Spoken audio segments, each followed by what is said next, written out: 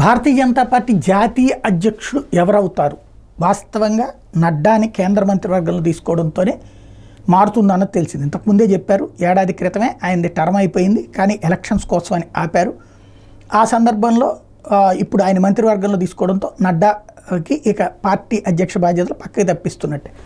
ఇక ఎవరు ఇప్పుడు అంటే ఇందులో నిన్నటిదాకా వినబడినటువంటి పేరు శివరాజ్ సింగ్ చౌహాన్ పేరు. ఎందుకంటే మధ్యప్రదేశ్ ముఖ్యమంత్రిగా చేయడం, 18 సంవత్సరాలు ముఖ్యమంత్రిగా చేసిన అనుభవం ఉంది.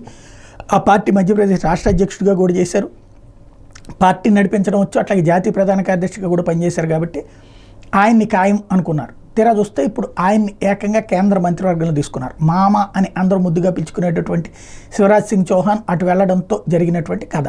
ఇప్పుడు వాట్ నెక్స్ట్, ఏం జరగబోతోంది, మరి ఎవరిని తీసుకుంటారు? దక్షిణాది నుంచి ఎవరికైనా ఇస్తారా? గతంలో అయితే వెంకయ్యనాయుడుకి ఆనాడు భారతీయ జనతా పార్టీ జాతీయ అధ్యక్ష బాధ్యతలు లభించినాయి.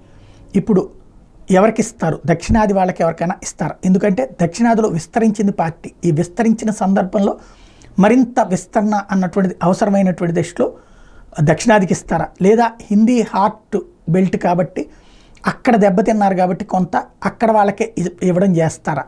ఇది ఇప్పుడు బీజేపీ అధినాయకత్వం ముందున్నటువంటి సమస్య. ఏం చేస్తారో చూడాలి.